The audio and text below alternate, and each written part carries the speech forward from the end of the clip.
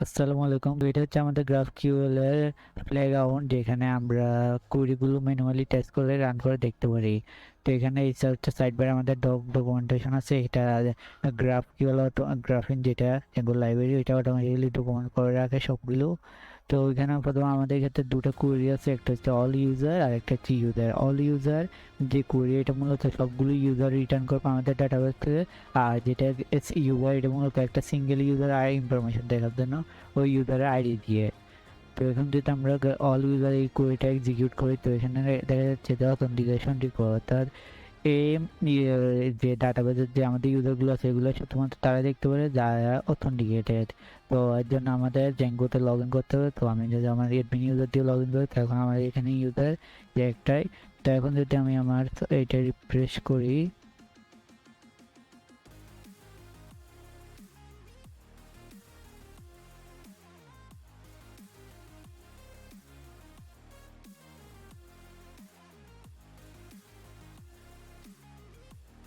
তো এখন যদি আমরা আমাদের এখানে এগেন যদি আমরা এটা এক্সিকিউট করি, তো এক্ষেত্রে দেখা যাচ্ছে আমাদের একটা ইউজার আছে যেটা আমরা অ্যাডমিন ইউজার আমাদের।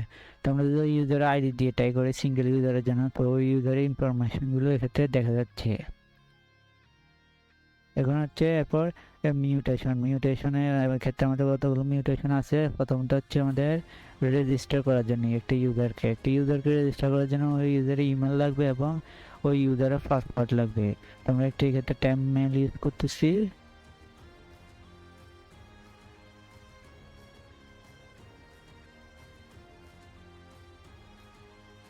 তো এখন যদি আমরা একটা ইউজারকে রেজিস্টার করতে চাই, অবশ্যই এটা ইমেলটা প্রথমত এটা একটা ইমেল ইমেল হতে হবে। অর্থাৎ এক্ষেত্রে আমরা যদি যে সাইনটা এটা যদি রিমুভ করে দিই, এখন রেজিস্টার করতে যাই, তাহলে ক্ষেত্রে দেখা যাচ্ছে ইন্টারেপ ভ্যালিড ইমেল অ্যাড্রেস, অর্থাৎ একটা ভ্যালিড ইমেল অ্যাড্রেস দেওয়া লাগবে।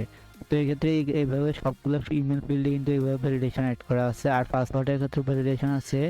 যদি এখন আমরা রেজিস্টার করে গেন, এক্ষেত্রে হচ্ছে password must be at least 8 character long, অর্থাৎ পাসওয়ার্ডটা অন্তত 8 ক্যারেক্টারে হতে হবে। তো আমরা যদি 8 ক্যারেক্টার একটা পাসওয়ার্ড সেট করি,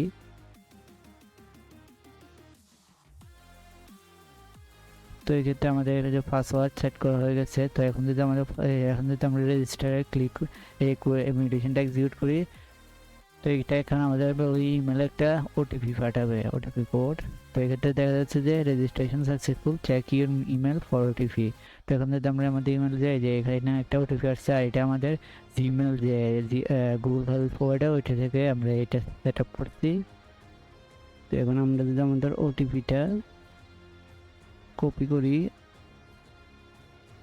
এখন যদি আমরা আমাদের ইউজারকে এখন যদি আমরা অল ডাটাবেসে দেখি, তাহলে কিন্তু এখানে যারা আমাদের দুটো ইউজার, একটা অ্যাডমিন আগের ইউজার, একটা নতুন যেটা আমরা একটু আগে রেজিস্টার করছি ওই ইউজারটা। এখন এক্ষেত্রে ইজ ভেরিফাইড যেটা, এটা কিন্তু এক্ষেত্রে নতুন ইউজারের জন্য ফলস, কারণ এই ইউজারটা ভেরিফাইড হয় নাই।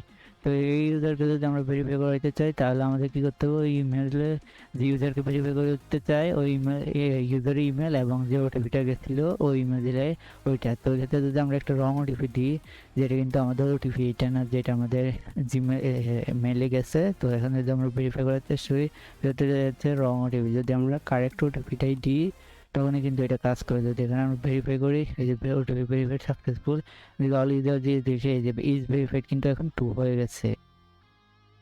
এখন হচ্ছে লগ ইনের জন্য আমাদের ওই ইউজারে অ্যাগেন ওই ইউজার ইমেল দিতে হবে।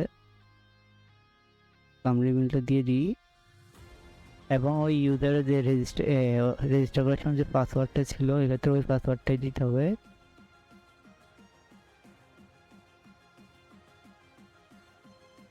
তো এক্ষেত্রে যদি এখন আমরা লগ ইন করার চেষ্টা করি, আর যদি এক্ষেত্রে ইউজার যদি এক্সিস্ট করে, ধরেন আমরা একটা উল্টা ইমেল দিতেছি যেটা আমাদের ডাটাবেসে নেই, এবং লগ ইন করার চেষ্টা করি, তখন কিন্তু যদি ইনভ্যালিড ইমেল অর পাসওয়ার্ড, তো আমরা আবার পাসওয়ার্ডটা কপি করি।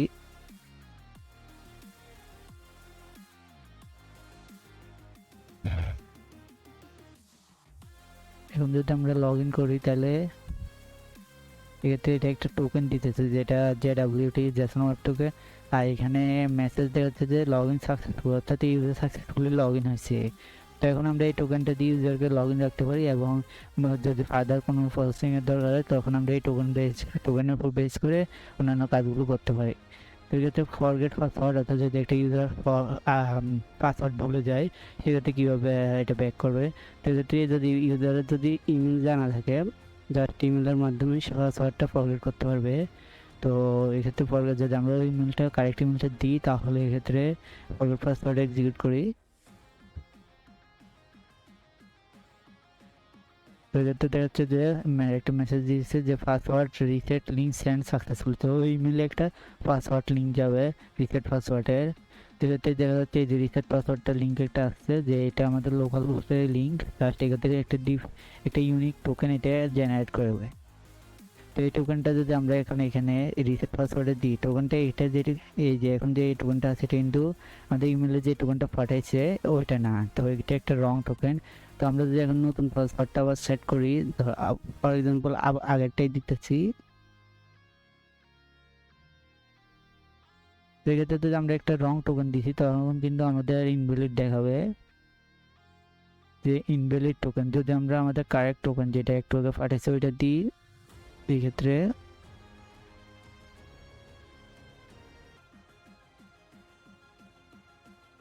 এখন যদি আমাদের এটা এক্সিকিউট করি তাহলে এক্ষেত্রে দেখা যাচ্ছে যে পাসওয়ার্ড রিসেট সাকসেসফুল, অর্থাৎ আমাদের পাসওয়ার্ড সাকসেসফুলি রিসেট হচ্ছে।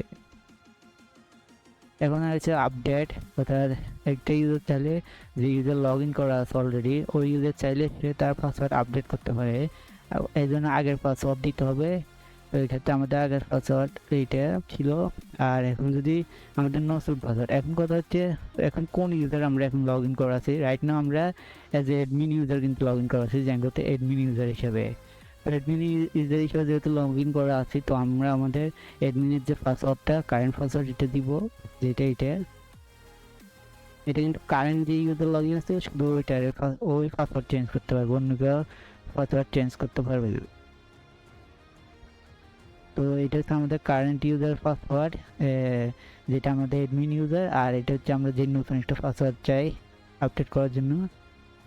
কারণ যদি আমরা আপডেট করি যে পাসওয়ার্ড চেঞ্জ সাকসেসফুল, অর্থাৎ আমাদের পাসওয়ার্ড সাকসেসফুলি চেঞ্জ হয়েছে। এখন আমরা চাইলে এক্ষেত্রে বিভিন্ন ইনফরমেশন আছে ওইগুলো আপডেট করতে পারি। তো এখন আমাদের যেহেতু এটা পাসওয়ার্ড রিসেট হয়েছে তো আমরা আবার এখানে জ্যাঙ্গোতে লগ ইন করতে হবে নতুন পাসওয়ার্ড দিয়ে। তো এই যে আমরা আবার লগ ইন করছি, তো এখন যেহেতু আমরা আবার লগ ইন করছি তো এখন আমাদের GraphQL যে প্লেগ্রাউন্ড এটা রিফ্রেশ করে যেহেতু আমরা আবার লগ ইন হয়েছি। তো এখন যদি ইউজার করি এখন ঠিক আছে। তো এখন যদি আমরা আপডেট পাসওয়ার্ড আপডেট দেখলাম, এখন আমরা আপডেট অ্যাকাউন্ট ডিটেল, অর্থাৎ এটা অ্যাকাউন্টে বিভিন্ন ডিটেলস ওইটাও আমরা চাইলে এখান থেকে আপডেট করতে পারি। তো এটার জন্য জাস্ট আমরা ফার্স্ট নেম এবং লাস্ট নেমটা আপডেট করতেছি। ওকে, তো এটা শুধুমাত্র যে ইউজার লগ ইন আছে, যেহেতু আমরা লগ ইন আছি অ্যাডমিন হিসেবে তো অ্যাডমিন একটাই দেখাবে। সেক্ষেত্রে এটা আমি আমার নাম দিই।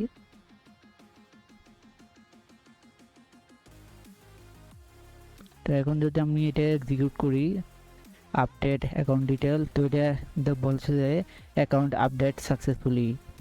তো আমরা অল ইউজারে গেলে এক্ষেত্রে যে নাহিদের ফার্স্ট নেম এবং লাস্ট নেম এসে অলরেডি সেট হয়ে গেছে।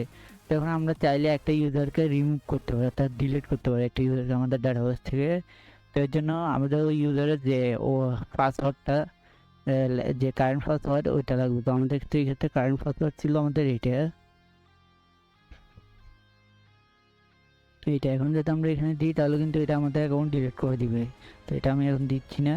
আর এতে যে ডকুমেন্টেশন এটা GraphQL যে এটা অটোমেটিকলি ডকুমেন্ট করে রাখে, আর যেহেতু অটোমেটিক ডকুমেন্ট করে রাখে তো এই জন্য এক্ষেত্রে আমরা যদি এখন আমাদের যে মেইন প্রজেক্টে এটা ডক্স এটা আলাদা একটা ফ্রি জেনারেটেড HTML। তো এখানে আমাদের ডকুমেন্টেশন করা আছে সবগুলো কুয়েরিজ, মিউটেশন, অবজেক্ট, ইনপুট অবজেক্ট এবং অন্যান্য যে ডাটা টাইপগুলো আছে ওগুলো। যেহেতু আমাদের কুয়েরি আছে অল ইউজার এটা কী রিটার্ন করবে, এটার আইডিটা কী, আর এর সাথে যে মিউটেশনগুলো আছে এবং মিউটেশনগুলোতে যে বিভিন্ন ফিল্ড এবং আর্গুমেন্টগুলো আছে কী রিটার্ন করবে, কোন আর্গুমেন্টগুলো ইনপুটে নিবে। তো এটাতে সব কিছু আগে থেকে এখানে ডকুমেন্টেশন করা আছে একটা ডিসক্রিপশন আকারে। তো ওগুলো সবগুলো কোয়েরিজ মিউটেশনের জন্য করাই আছে, অবজেক্টের জন্য করা আছে প্রতিটা অবজেক্ট কি রিটার্ন করবে, ইনপুট অবজেক্টের জন্য করা আছে, আর স্কয়ার টাইপ যে টাইপগুলো ইন্টিজার, স্ট্রিং, এগুলো সবগুলোর জন্য। তো এটা ফ্রি জেনারেটেড।